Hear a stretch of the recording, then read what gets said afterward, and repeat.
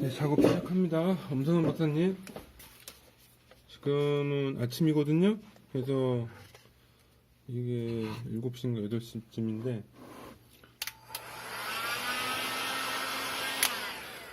아침이나 그런 기온이 좀 차가울 때 새벽 시간에 처음 작업할 때는요, 개인적으로는 PCB나 이런 장비들 미리 좀 켜놓고 예열이라고 해야 되나? 약간 이렇게 환경을 좀 워밍업 해놓는 게 좋아요. 목소리가 들릴지 모르겠지만 시끄러울 거예요. 이거 히건인데 PCB 약간 따뜻하게 할 거예요.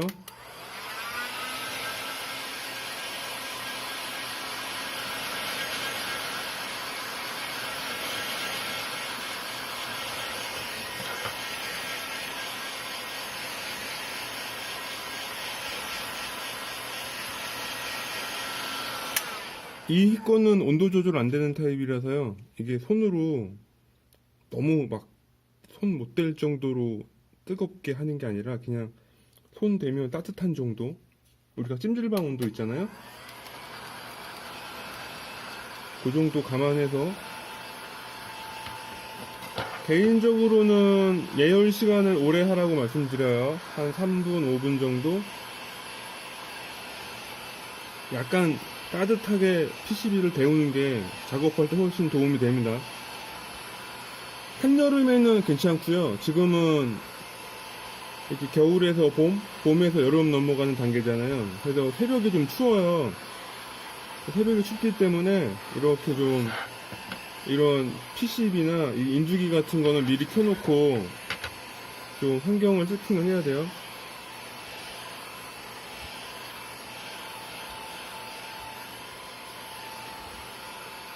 제가 3분 동안 아무 얘기 안 한다고 구박하시면 안 됩니다. 이게 예열할 때는 그냥 원래 기다리는 시간이라 가지고. 참고로 이 히트건은 온도 조절 안 되는 타입이에요. 그래서 여기 되게 뜨겁거든요, 바람이. 그래서 멀리서 이렇게 천천히 예열해주면 됩니다.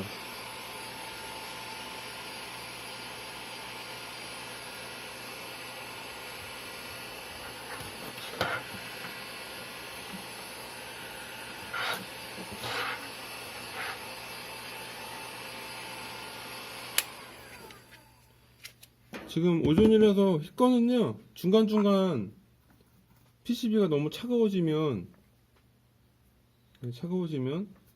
제가 다시 조절할 거고요. 이게 지금 녹화가 잘 되는지 모르겠는데, 인두기 온도는 저는 개인적으로 330도를 좋아해요. 개인적으로는 연구실에서는 PB 프리를 많이 쓰지 않으니까 납으로 주로 작업을 하거든요. 그래서 330도 정도로 선호하고, 약간 추운 겨울이거나 좀 열이 필요하면 350에서 380까지도 조절하는데 330도 정도가 제일 좋은 것 같아요, 작업하기에. 하고 오늘 첫 작업하는 거는 여기 CPU 붙일 거거든요. CPU. 그래서 요거 지금 SMT 쳐서 왔기 때문에 이게 납이 묻어 있잖아요. 이 상태로는 부품을 올릴 수가 없기 때문에 솔더윅, 예, 여기 디솔더링 윅이라고 되어 있죠. 여기 솔더윅으로 여기 납을 다 우선은 제거를 할 거고, 그 상태에서 CPU를 붙일 겁니다. 그거 과정을 녹화하는 거예요. 우선은 개인적으로는 우리 이렇게 고체형 플럭스도 있긴 한데, 고체형 플럭스보다 이런 작업할 때는 이 크림 플럭스가 좋아요. 이런 거 크림 플럭스.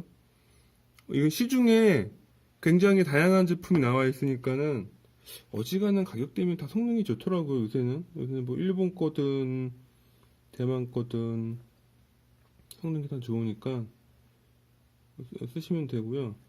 이거 바를 때 뭐 붓으로 바르기도 하는데요. 붓 없으면 이렇게 잘 안 쓰는 이런 딥타입 부품, 이 끝부분 동그랗게 휘었어요. 이거 지금 잘 보일지 모르겠는데, 이게 PCB 상처 안 나게 동그랗게 마셔가지고 이렇게 해주시면 되고요.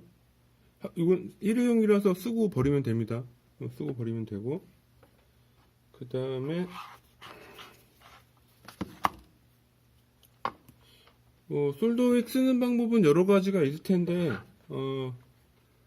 저는 개인적으로는 얘를 한 2cm 정도 단위로 잘라 쓰는 걸 선호해요.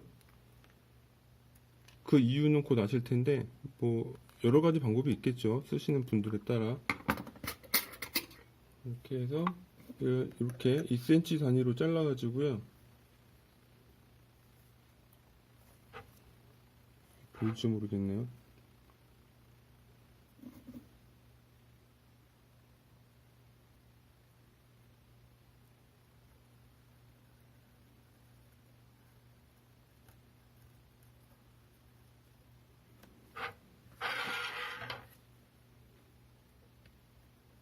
이렇게 이 크림 플럭스 쓰면은 잘 안 타요. 플럭스 자체가 원래 이런 용도로 나온 거기 때문에 잘 안 타고요.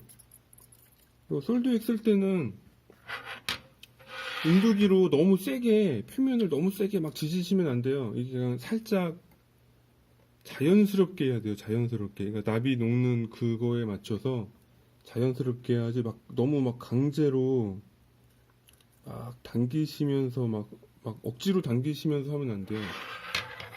이렇게 자연스럽게 해야 됩니다. 이게 익숙하지 않으실 텐데 좀 연습이 몇 번 필요해요. 그래서 이렇게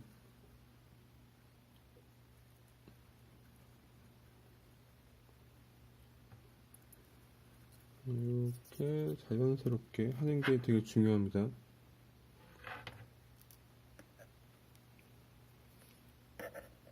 그래서 이 솔더웩이요, 열받으면 얘가 안에도 얘도 플럭스 같은 게 있어서 딱딱하게 굳거든요.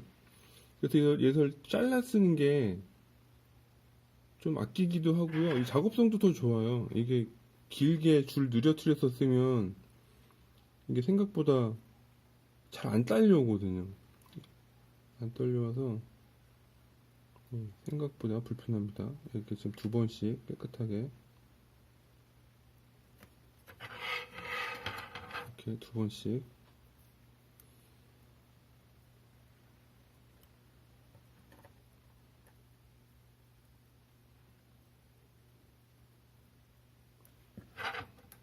여기 밑에 거 했나?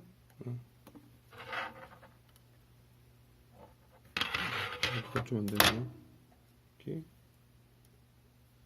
그리고 플럭스 제품들이 인체에 완전 무해한 성분이다라고 주장해도 여하튼 간에 얘가 산소는 아닌 거잖아요. 그래서 연기는 너무 많이 먹지 않도록 마스크 같은 걸 쓰고 하신다든가 좀 이렇게 환경을 좀 준비해서 하시면 더 좋을 것 같아요. 연구소 같은 데는 또 이렇게 건강이나 이런 것도 되게 따지잖아요. 그러니까는 그런 거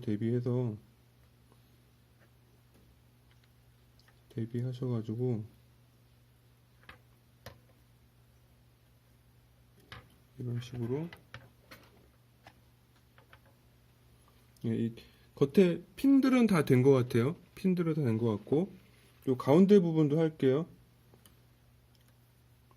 이게 납이요, 보기와 달리 두께가 좀 있거든요. 아무리 얇게 바른다 해도. 그래서 이런데 센터 부분 같은 거 할 때 이렇게 가운데 패드 있는 애들 있잖아요. 패드 있는 제품들 할 때는요, 조심해야 돼요. 이 가운데 납 이렇게 발라져 있는 거를 그라운드라 가지고 잘 안 녹네요. 얘네들이 생각보다 열을 잘 안 받아요.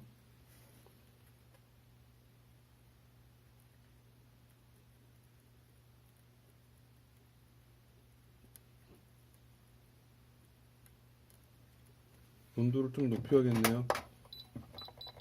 여기는 가운데 전체 공통 그라운드라서 얘가 열을 좀 잘 안 받아요. 납이 좀 부족한가? 이 납을 넣어가지고 이제 되네요. 이렇게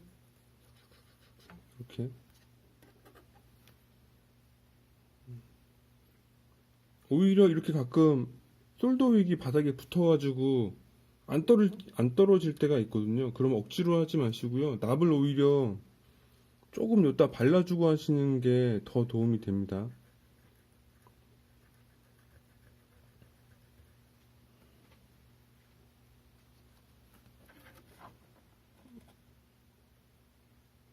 네, 거의 다 떨어진 것 같네요.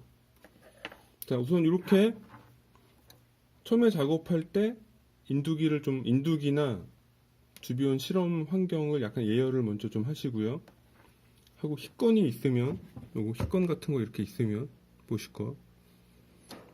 너무 뜨거우면 안 되고요. 그냥 손으로 만졌을 때 따뜻한 정도로 보드를 약간 데우신 다음에, 한여름에는 괜찮아요. 근데 이렇게 좀 겨울 때나 가을 때나 이렇게 낮이랑 밤 기온차가 심할 때, 그리고 아침에 와서 바로 작업하는 경우에는 약간 데우는 게 더 도움이 됩니다. 확실히. 아까 잠깐 데웠지만 벌써 식었어요. 차가워요. 보드가 식어가지고.